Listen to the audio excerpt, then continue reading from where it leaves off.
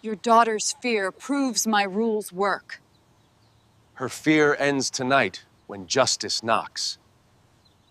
They called me a troublemaker. Funny thing is, I was the one who poured the concrete that holds their foundations together. The board president leaned against the clubhouse gate, lips curled into that rehearsed smirk. "Violation notice," she said flatly, snapping the paper against my chest like she was stamping a ticket on a windshield. I let it hang there for 2 beats before pushing it back. "You might want to double-check the bylaw number. I wrote the safety specs for half this neighborhood." Her eyes flickered, just for a second. It was small, but I caught it, that stop-scroll reversal moment. She expected me to argue like every other neighbor she'd bullied. Instead, I threw steel on the table before she could blink.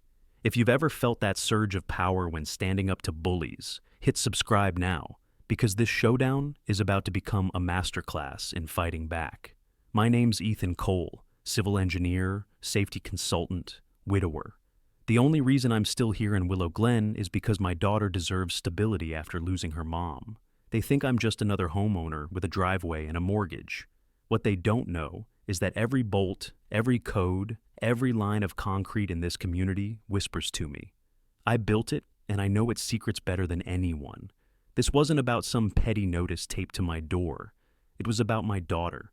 She carried her art supplies home in a grocery bag, and the enforcer in a blazer twisted it into improper waste disposal. She claimed it was unsanitary, said it would attract pests. My daughter stood there, cheeks burning, while the clipboard queen made a spectacle out of her in front of half the block. I could have swallowed it, paid the fine, smoothed it over like the other families who flinch when the tyrant in heels makes her rounds. But that night, when I tucked my daughter in, I saw her trying to hide the crumpled notice under her pillow like it was contraband. She whispered, "Dad, am I trouble?" That's when something inside me hardened. Because years ago, I made a promise at a hospital bed as smoke rolled down corridors and alarms screamed. My wife's last breath had been stolen by suffocating fumes. I swore that night I'd never let anyone take my daughter's breath. Not rules, not fear, and definitely not the officer of rules in our subdivision.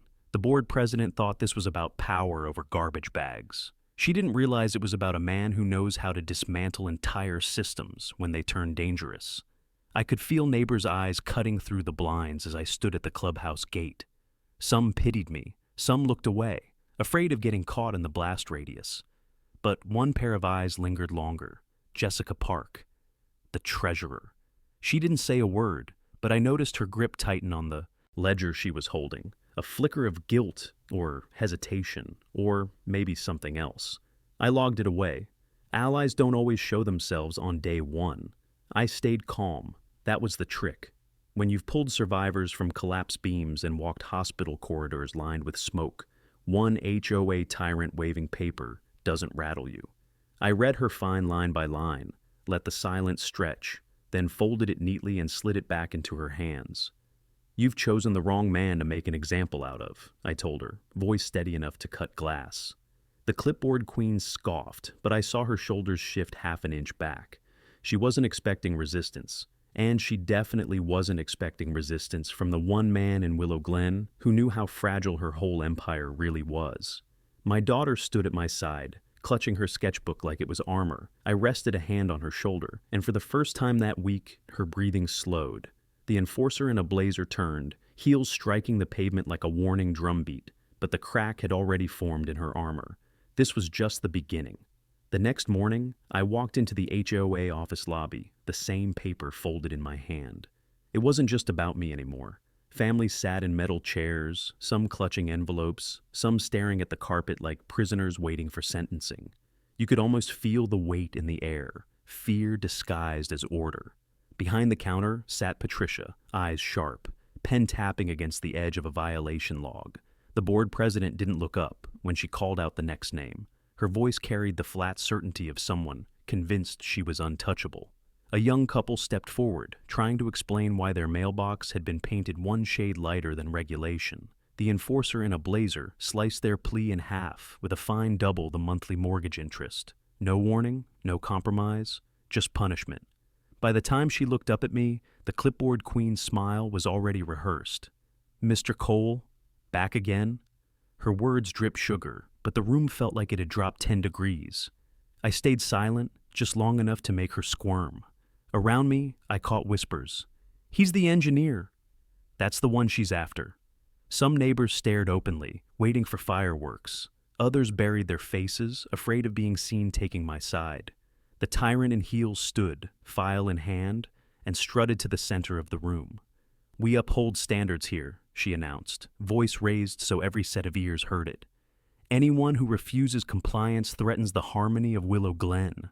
Harmony. That was her word of choice. But all I saw were neighbors drowning in arbitrary fines, too scared to fight back. A man in a blue polo shifted uneasily near the wall, papers crumpled in his fist. When his name was called, he stepped forward and admitted his fence was 3 inches taller than guidelines. The officer of rules slammed him. With a penalty large enough to delay his son's medical treatment, he whispered that to me on his way out. His face carried shame, but his eyes burned with the same anger I felt. Patricia saw me catch that detail. She saw me lean back, calculating. That's when she raised her voice again, turning the spotlight back to me. And then there are those who think they're above rules altogether, builders who believe bricks excuse arrogance. She meant me. She wanted the crowd to laugh, to isolate me. Instead, silence stretched thin. Jessica Park sat behind the treasurer's desk, scribbling numbers. She didn't meet my eyes, but I noticed her pen shake slightly. She was listening, caught between duty and conscience. The enforcer in a blazer snapped her file shut. "Mr. Cole, shall we discuss your daughter's repeated infractions?"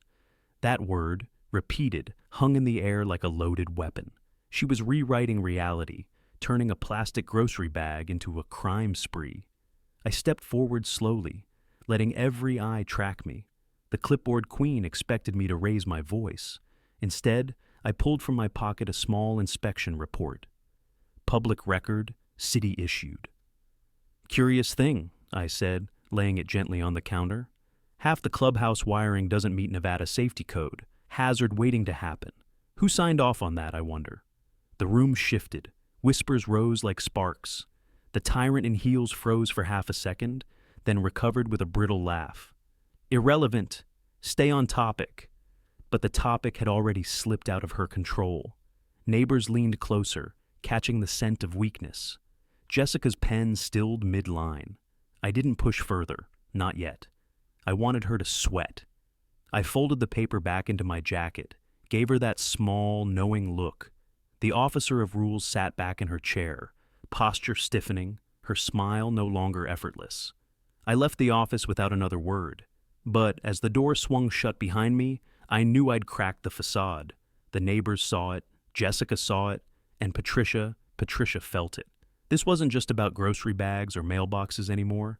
It was about the kind of power that only stands as long as people believe in it. And for the first time, I'd made her doubt. The sun was setting when the community garden event began, casting long shadows over rows of tomato plants and marigolds. It was supposed to be a cheerful gathering, neighbors swapping seeds, kids chasing fireflies. But the tension from the HOA office had bled into the soil. I could feel it in the silence between conversations, in the way people's eyes darted toward the clubhouse. The board president arrived first, heels striking the cobblestones with deliberate rhythm. Patricia carried a clipboard tucked tight against her chest like a shield. She greeted neighbors with a politician's smile, but I could tell the cracks from that morning still lingered. Her laugh was sharp, forced, as if volume could erase the memory of me laying city records on her desk. I stood near the trellis, my daughter beside me, sketchbook balanced on her knees. She was drawing the fountain at the center of the garden, its bronze eagle casting a warped reflection in the water. That statue was meant to symbolize pride. To me, it looked more like a predator perched, ready to strike. The enforcer in a blazer made her way down the rows, stopping to compliment a rose bush, then immediately noting that the trellis leaned 2 degrees off-center. Neighbors nodded, pasted on smiles, but the moment she moved on, their shoulders slumped like air-escaping balloons. Then I saw Jessica Park. She was arranging seed packets at a table, hair pulled back, glasses slipping down her nose. When Patricia leaned in to whisper something, Jessica stiffened, shoulders tightening, then nodded too quickly. Her fingers fumbled, scattering seed packets across the table. I walked closer, curious. The clipboard queen spotted me first, her smile turning razor sharp. "Mr. Cole," she said loudly, ensuring everyone heard. "I hope you've reconsidered your stance. After all, rules are what keep this place civilized."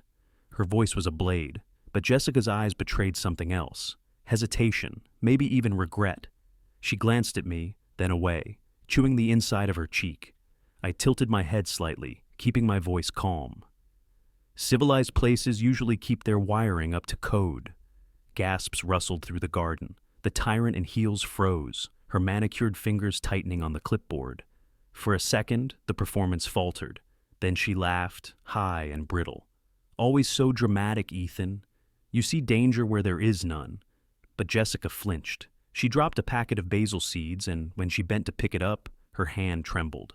I watched her avoid my gaze, then catch it again by accident. That flash of guilt was louder than words. The officer of rules turned her attention to my daughter. "Careful where you sit, dear," she said sweetly, pointing to the bench. "Wood splinters can be dangerous. Wouldn't want another violation, would we?" My daughter clutched her sketchbook tighter, shrinking under the weight of the board president's smile. Heat rose in my chest, but I held steady. Losing my temper would give her the show she wanted. Instead, I let silence work for me. Neighbors shifted uncomfortably, watching how far she'd push a child to make a point.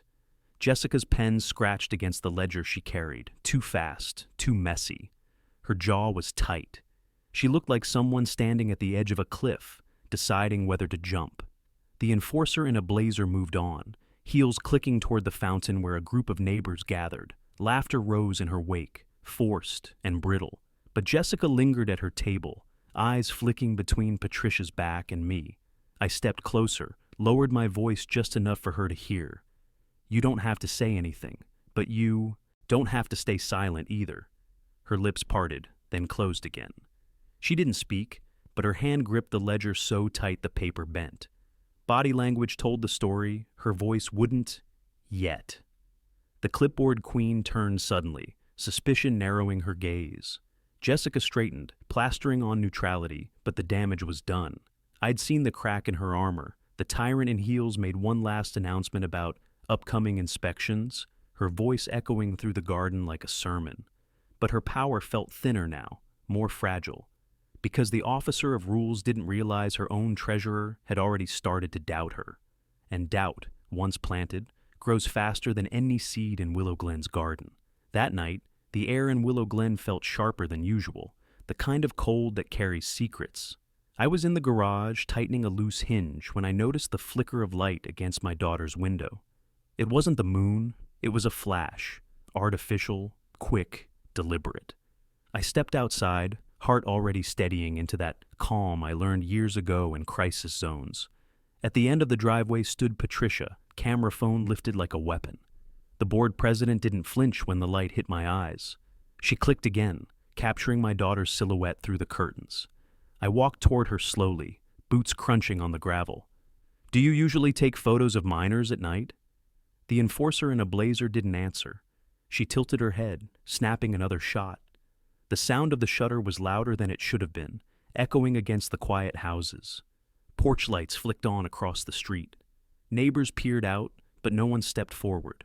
My daughter's shadow moved behind the curtains. She didn't know she was the subject of a smear campaign. She just thought someone was watching her.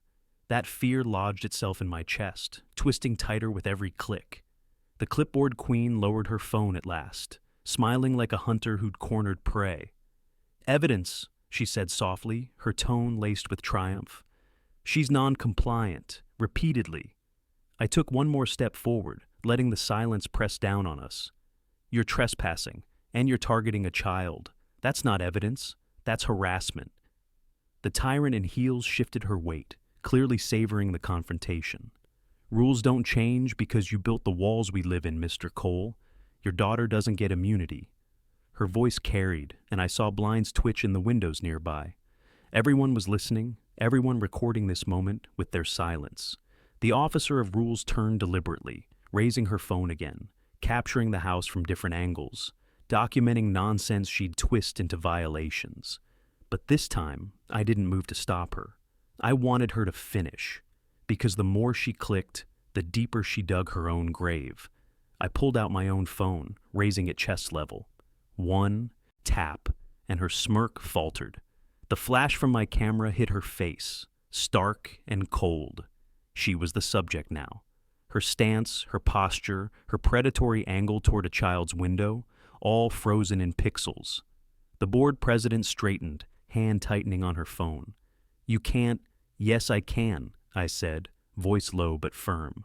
"Public street, mutual documentation. You know how this works." For once, she didn't have a quick retort. The enforcer in a blazer spun on her heel, marching down the sidewalk, snapping one last photo of my lawn, as if that could undo what had just happened. Her retreat wasn't victory. It was escalation. The clipboard queen wouldn't forgive being caught. She'd double down. And I knew the next strike wouldn't come quietly.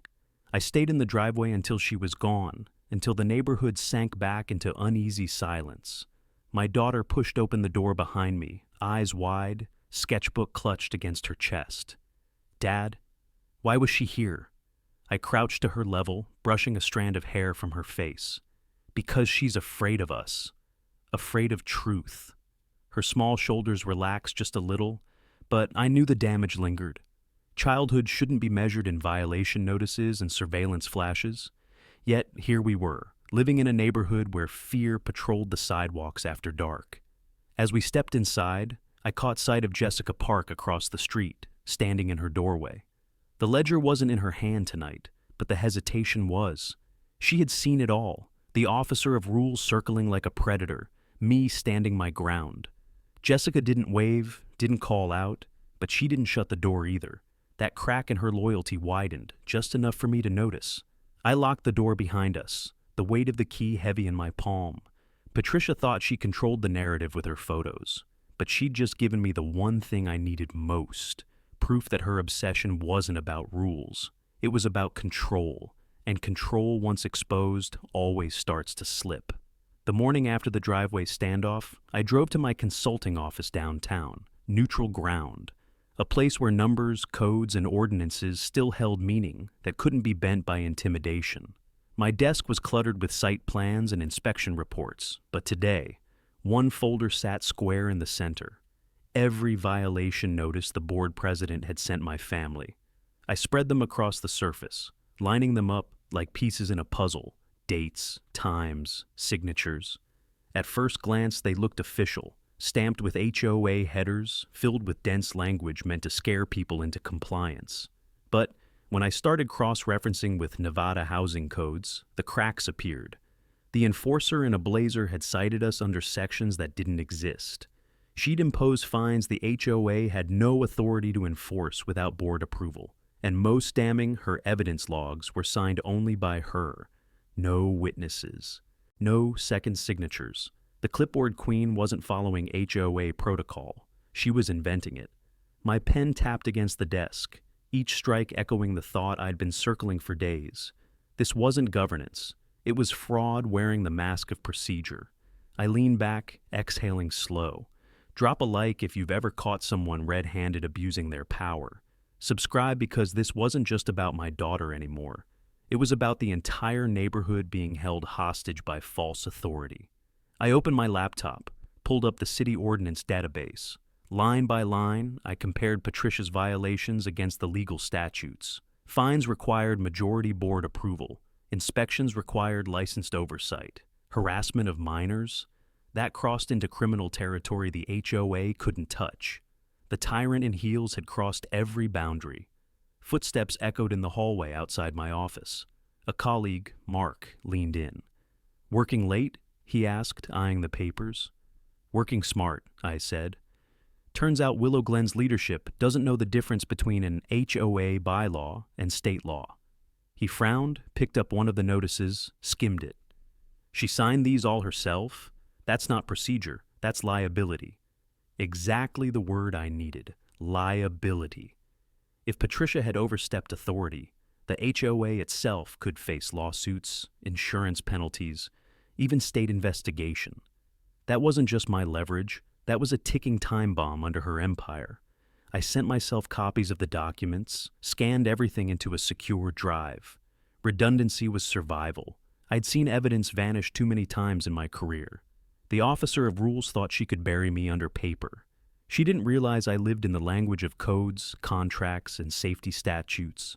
Her violations weren't threats, they were admissions of guilt. Outside my window, the city hummed with morning traffic, oblivious to the storm brewing in our gated community. But in that quiet office, I felt the scales shift. For the first time, the weight wasn't crushing me. It was balancing, tilting, preparing to crash down on her. I gathered the documents into a folder labeled Authority Breach. The name felt fitting. Because that's what this was. Proof that Patricia's so-called leadership was a facade, one brittle enough to snap under scrutiny. The board president had wanted to make me the example. Instead, she just handed me the rope that would tighten around her own office. Before leaving, I dialed my brother, Captain Cole. His voice crackled through the line, steady as ever. "What's up?" "Hypothetical question," I said. "If someone in authority abuses power, ignores procedure, and endangers civilians, what's the best way to bring in outside oversight?" Silence stretched, then his answer came sharp. "Chain of command. Start local. If they stall, go higher. Document everything." I glanced at the folder on my desk. The damning signatures, the fake citations. My brother didn't even know the details yet, but his words confirmed what I already felt. This wasn't just a personal fight. It was a case waiting to be delivered. The enforcer in a blazer thought she'd humiliated me, but all she'd done was give me the blueprint for her downfall. And blueprints, that was my language. By the time the community meeting started, Willow Glen felt like a pressure cooker ready to blow. Neighbors filled the courtyard outside the clubhouse, voices rising in nervous clusters. Some held envelopes of fines, others just crossed their arms, waiting for the spectacle.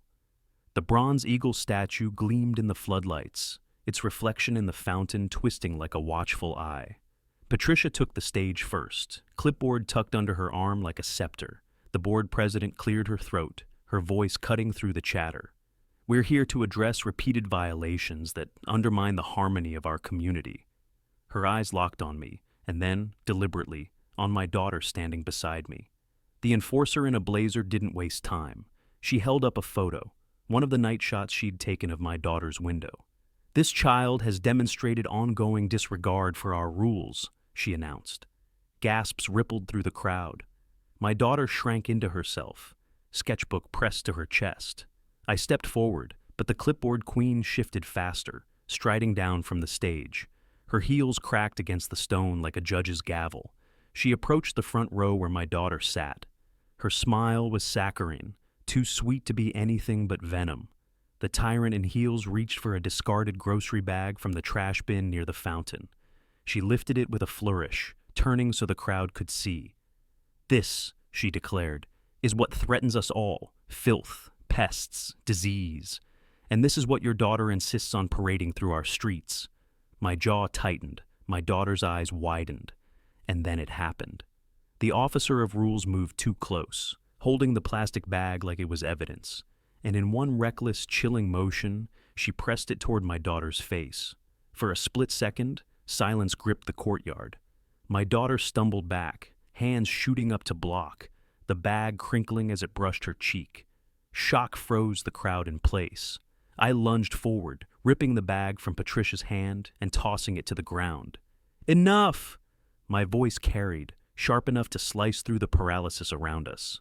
Neighbors gasped, some shouting, some raising phones to capture the moment. The board president didn't look ashamed. She looked triumphant, as if pushing a child to the edge proved her dominance. But the enforcer in a blazer had miscalculated, because the witnesses weren't blind. Jessica Park, sitting near the treasurer's table, shot to her feet. Her ledger clattered to the stone, forgotten. Her face was pale, eyes wide, a body trembling. She didn't speak, but her reaction was louder than any words. The clipboard queen turned back to the crowd, trying to smooth over the chaos. "See? Disorder, disrespect. Even now, he refuses to control his family." Murmurs spread, anger replacing shock. Neighbors who had swallowed their own fines now saw the truth. This wasn't enforcement. It was obsession. I placed a steady hand on my daughter's shoulder. Her breathing was shallow, quick. I bent just enough to meet her eyes. "You're safe," I whispered. She nodded, clutching my sleeve like it was a lifeline. The tyrant in heels scanned the faces around her, and, for the first time, realized control was slipping. Phones pointed at her, voices questioned. The officer of rules adjusted her blazer, but no amount of posture could erase what they'd seen. An HOA president crossing into assault. I straightened, meeting her gaze. "You've just proven everything I've been saying. And the best part? You did it in front of witnesses." Patricia's jaw clenched, but the crowd's whispers had already turned into a current she couldn't dam. Jessica bent to pick up her ledger with shaking hands, avoiding Patricia's eyes. The crack in her loyalty widened into something permanent. As the meeting dissolved into chaos, I walked my daughter out of the courtyard. Behind us, the bronze eagle statue gleamed under the lights, no longer a symbol of pride, but of a predator exposed. Patricia had chosen the wrong battlefield, and she had no idea the kind of reinforcements I could call. The night after the meeting felt heavy, like the air itself hadn't recovered from what happened under the bronze eagle. My daughter had finally fallen asleep, but her breaths came shallow, uneven. I sat at the kitchen table staring at the folded violation notices, wondering how long a neighborhood could hold its silence before something cracked. That's when my phone buzzed. A single message: "We need to talk, alone, tonight." It was Jessica Park. I didn't hesitate. 10 minutes later, I was standing at her doorstep across the street. The blinds were drawn, the porch light dimmed. When she opened the door, her eyes darted nervously to the street before pulling me inside. Her kitchen smelled faintly of chamomile tea, but her hands shook as she set the kettle down. The board president would have called it weakness. I saw it for what it was: conscience waking up. Jessica finally looked at me, voice barely above a whisper. "I can't do this anymore." I stayed quiet, letting her fill the silence. Her shoulders sagged, the weight of secrets dragging her posture down. Patricia, she doesn't follow protocol. Half those fines she issued, no board vote, no signatures but hers. She uses her title to intimidate us into silence. And we've let her. Her words were confirmation of everything I'd uncovered at my office, but hearing it from the treasurer herself made it undeniable. The enforcer in a blazer had hidden behind procedure, but the cracks were too wide now. Jessica's trembling hands made it real. She slid a folder across the table, papers spilling out. Ledger entries, dated, signed by me. You'll notice something. They don't match the violation records she issued. She kept her own book, her own rules. These are the originals. I scanned them quickly. One entry caught my eye. Patricia had fined a single mother for an unauthorized playset, then pocketed the payment directly into a personal account. Not HOA funds, personal. The clipboard queen hadn't just abused power. She'd stolen from her neighbors. I looked up at Jessica. Her eyes brimmed with guilt. I signed off on her books because I was scared. She threatened to sue me for negligence if I refused, but after last night, after she touched your daughter with that bag, I can't stay quiet. Her voice broke on the last words, and for the first time, I saw the toll silence had taken on her. The tyrant in heels thought intimidation made her strong, but in reality, it was weakness disguised as control, and now, her treasurer, her closest ally, was handing me the keys to take her down. I placed my hand gently over the folder. "Jessica, this isn't just courage. This is the difference between everyone staying trapped and finally breathing free." She exhaled sharply, like she'd been holding her breath for years. "What are you going to do with it?" "Chain of command," I said. "Document, preserve, escalate. But first, we protect you, because when she realizes what you've done, she'll come after you harder than anyone." Jessica nodded, eyes darting to the window, as if expecting the officer of rules to materialize out of the shadows. But outside, the street was quiet. Too quiet. I gathered the documents into my bag, careful not to crease them. Evidence needed to be pristine, untouchable. As I zipped it shut, Jessica's shoulders eased for the first time that night. "Drop a like if you've ever seen someone finally step out of fear to do the right thing," I said into the silence, half to myself, half to the invisible audience I knew this story would reach. Because this moment, this right here, is how change begins. Jessica gave me a small, fragile smile. "You're not the only one who's tired of her," she said. "Others are watching. They just need to know it's safe to speak." Safe. That was the word my daughter needed, the word my wife never had in her final moments. The officer of rules thought she could silence us with fines and intimidation. But Jessica's confession shifted the balance. With her testimony, her ledger, and my documented evidence, we finally had the architecture of her downfall. As I stepped back out into the night, folder under my arm, I glanced toward the clubhouse. Its windows glowed faintly in the distance, a false beacon of authority. But for the first time, I didn't see control there. I saw panic waiting to surface, because Patricia didn't know it yet, but her own treasurer had just lit the fuse under her empire. Back at my house, the dining table had transformed into a war room. Jessica's ledger sat open under the lamp, its pages whispering the truth in neat rows of numbers and dates. I spread the violation notices beside it, lining them up like a contractor laying blueprints. Every entry, every inconsistency, every missing signature formed a map of corruption. I had built towers from steel and glass, but this was the most fragile structure I'd ever studied. A house of cards balanced on fear, and I was about to blow it down. Patricia's handwriting stared back at me from the margins of her bogus citations. The board president hadn't just crossed lines, she'd bulldozed them. Unauthorized fines, personal bank deposits, no board approvals.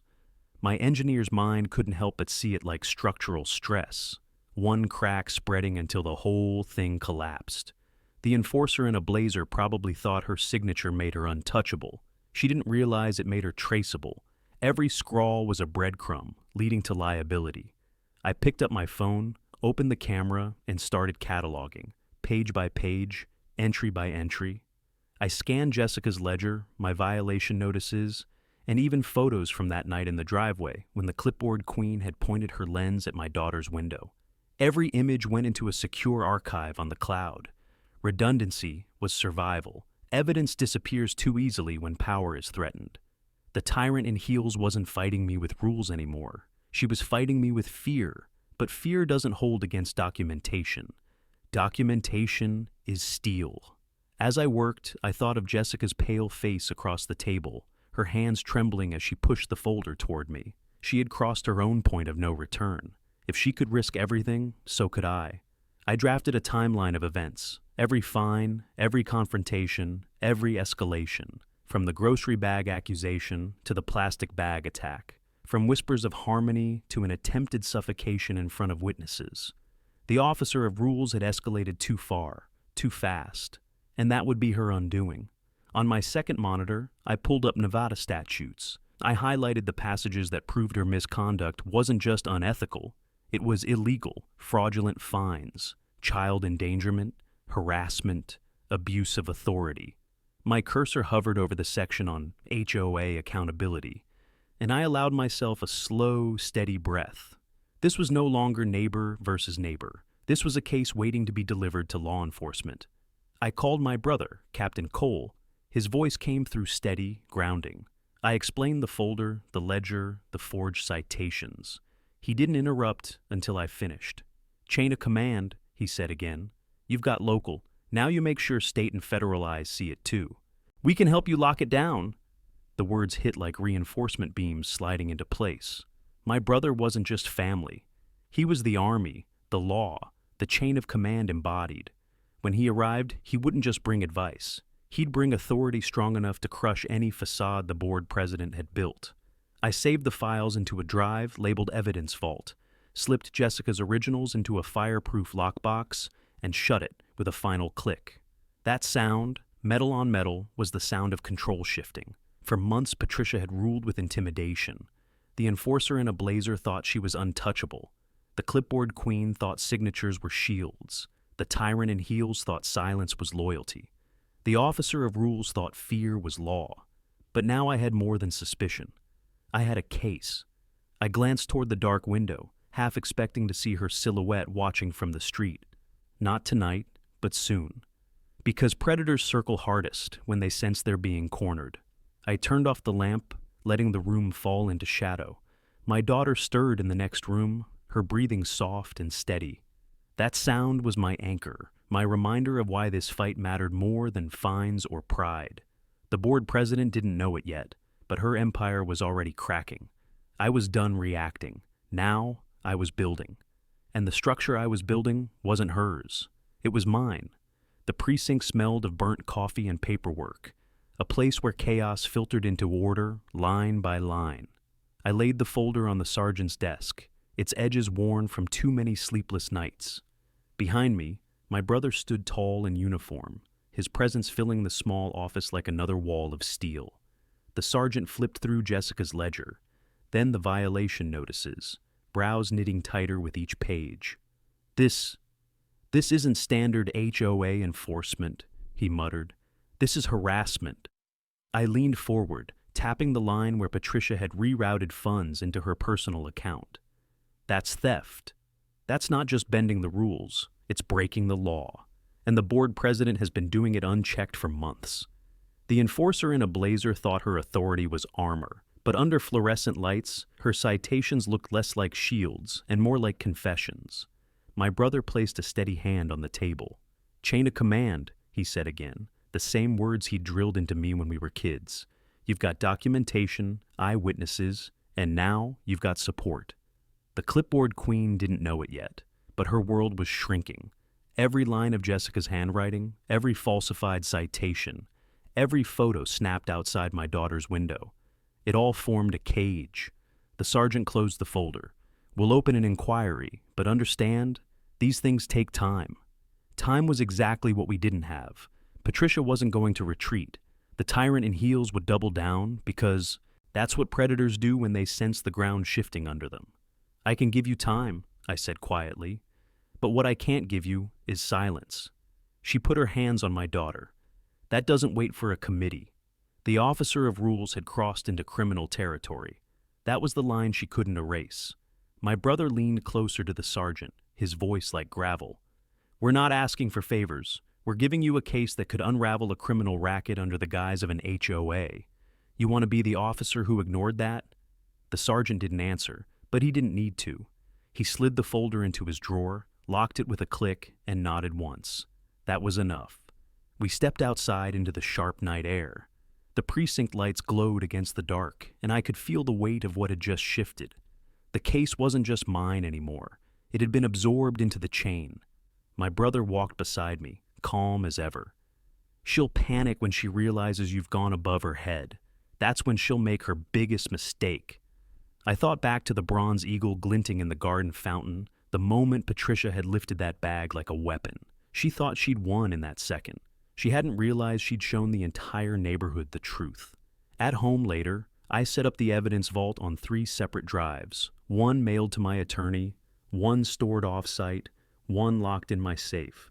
Redundancy was my language, and redundancy meant survival. My daughter peeked into the office, eyes still haunted.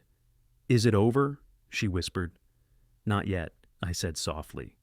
But it's close. The enforcer in a blazer was still strutting the neighborhood, clipboard tucked under her arm, like a queen's crown. Neighbors still lowered their eyes when she passed. But they'd seen too much now. And with law enforcement watching, every step she took left a louder echo. Jessica called me once more that night, her voice hushed. She suspects. Patricia's been asking questions about me. I think she knows I broke. Fear laced her words, but beneath it was resolve. She wasn't backing down. Neither was I. The clipboard queen could sniff weakness, but she'd never faced a neighborhood where fear was giving way to anger, where silence was giving way to testimony. The tyrant in heels had ruled through intimidation. But intimidation only works until someone builds a stronger structure. And I'd spent my life building things that didn't collapse. By midnight, I sat in the dark, staring out the window toward the clubhouse. Its windows glowed faintly, false light over hollow authority. My brother's words echoed in my mind. She'll panic. She'll make her biggest mistake. And when she did, I'd be ready. Because the officer of rules had chosen the wrong engineer to challenge, and the wrong family to threaten.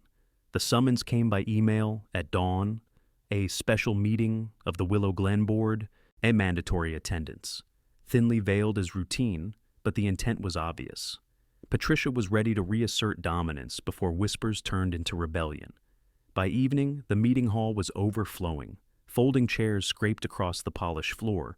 Neighbors crowded shoulder to shoulder. The bronze eagle emblem loomed from the podium like a false crown. I sat halfway back, my daughter beside me, my brother standing near the aisle.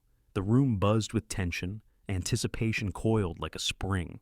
Patricia walked in first, clipboard clutched to her chest. The board president scanned the crowd, eyes locking on me, before sweeping dismissively across the room. She wore confidence like armor, but I'd seen enough cracks to know it was brittle. The enforcer in a blazer took the stage, heels clicking like hammers driving nails into wood. She tapped the microphone once, the sound slicing the chatter. "Order," she said. "This community has reached a dangerous point of disorder, and tonight we restore control." Her voice echoed off the walls, the same practiced cadence she'd used to shame neighbors in smaller settings. But tonight, the crowd wasn't passive. They shifted, restless, murmuring. Phones were raised, recording. The clipboard queen's smile twitched, just slightly.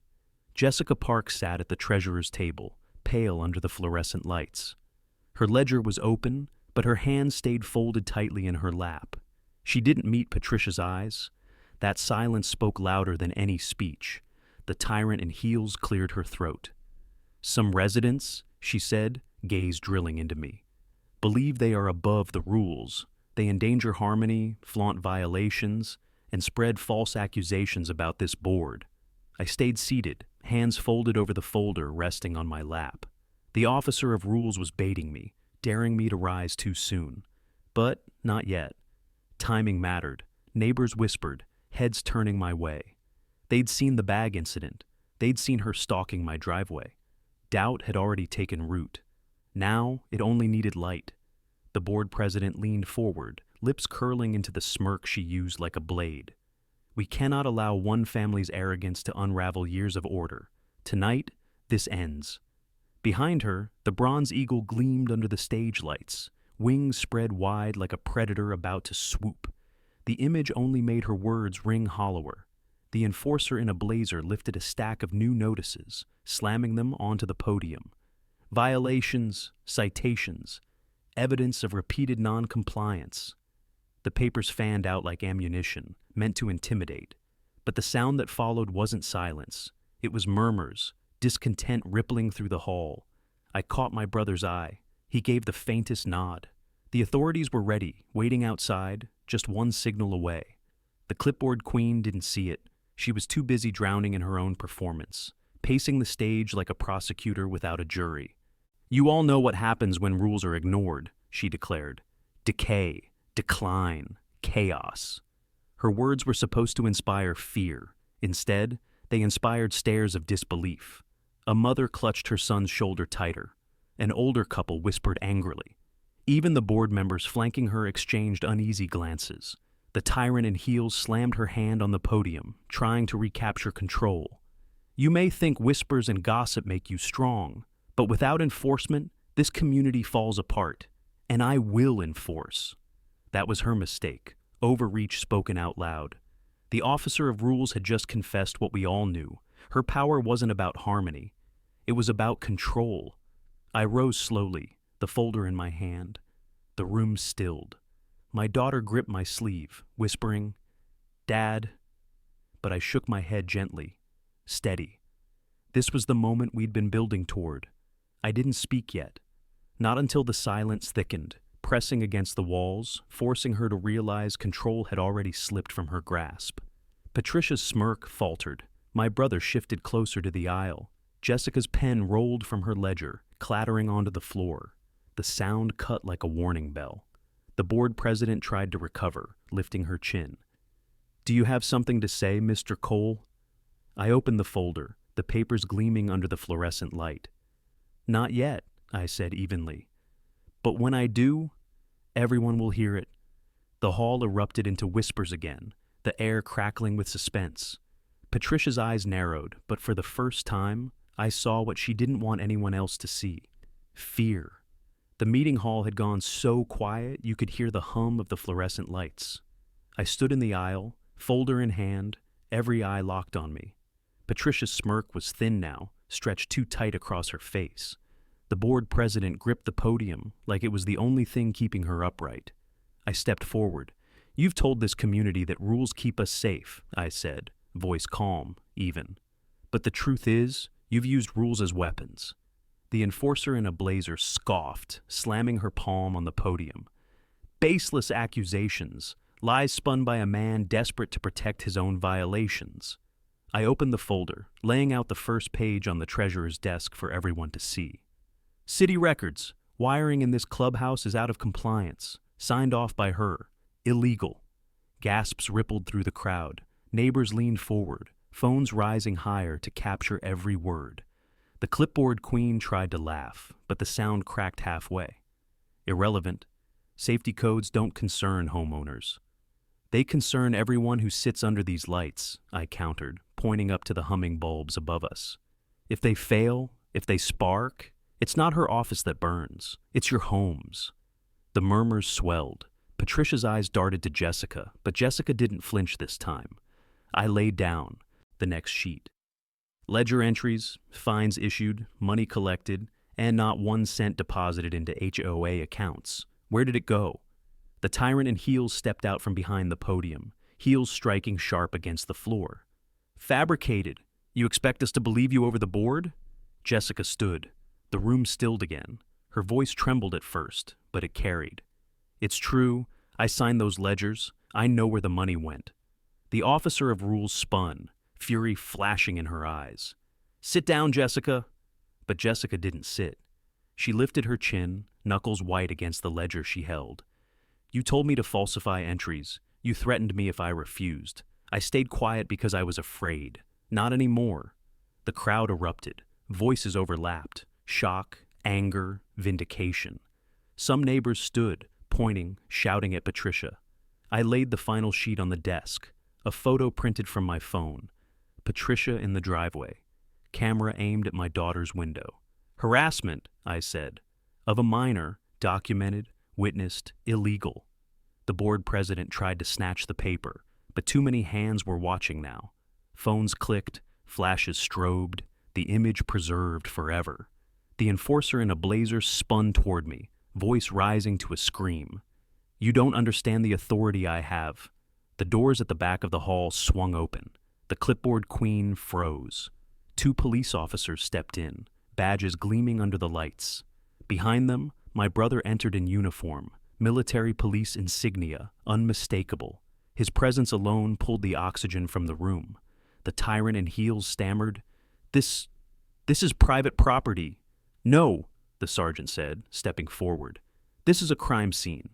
Neighbors erupted again, some cheering, some whispering prayers. Patricia's face drained of color, the officer of rules backed against the podium, eyes darting for an exit that didn't exist. My brother's voice cut through the chaos, calm and unshakable. "Ethan, hand me the file." I passed it to him. His gloved hands flipped through it once, then closed it with finality. "Plenty here to start formal charges: fraud, embezzlement, harassment, endangerment." Jessica exhaled, shoulders sagging as though years of weight had fallen away in a single breath. Neighbors began clapping, the sound swelling into thunder. Patricia's voice broke at last, desperate. "You can't. This community needs me." But no one listened, not anymore. The sergeant gestured, and the officers stepped forward. The enforcer in a blazer tried to twist free, but the cuff snapped around her wrists with a metallic finality that echoed louder than any gavel. The clipboard queen's reign ended not with silence, but with a crowd watching her dragged from the podium she'd turned into a throne. The tyrant in heels was gone. The officer of rules was finished, and Willow Glen, for the first time, began to breathe again. The morning after the arrest, Willow Glen was different. For the first time in months, no one flinched when the phone buzzed with an email. No one peeked nervously through the blinds. The silence wasn't fear anymore. It was relief. By week's end, the Bronze Eagle statue had been moved from the podium inside the clubhouse to the center of the community garden. Its wings caught the light in a new way, no longer looming over us like a predator, but standing open, a reminder that authority should protect, not suffocate. I stood with my daughter at the dedication. Neighbors gathered in clusters, voices low but hopeful. Kids ran along the garden paths without their parents calling them back in hushed tones. Even the air smelled cleaner, lighter, as though the whole neighborhood had finally exhaled. Patricia's name still passed through conversations like smoke. Some whispered it with disbelief, how the board president had fallen so fast.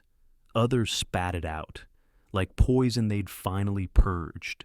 To me, she was already fading into memory.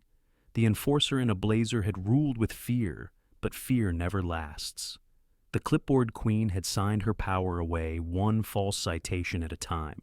The tyrant in heels had stepped too far when she lifted that plastic bag to my daughter's face, and the officer of rules had ended in handcuffs, her legacy not of order, but of betrayal.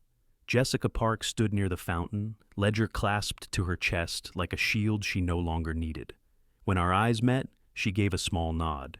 Courage isn't always loud. Sometimes it looks like someone finally standing, even when their knees are shaking. My brother stood off to the side, uniform crisp, presence steady. He didn't need to speak. His being there was enough. Chain of command had worked. Authority had intervened, and for once it had been on the side of justice. The board moved quickly after Patricia's arrest. Emergency elections were held, and neighbors who had once been too afraid to whisper suddenly found their voices. Jessica was nominated treasurer again, this time without hesitation. Others who had been silent victims stepped up, ready to repair what had been broken.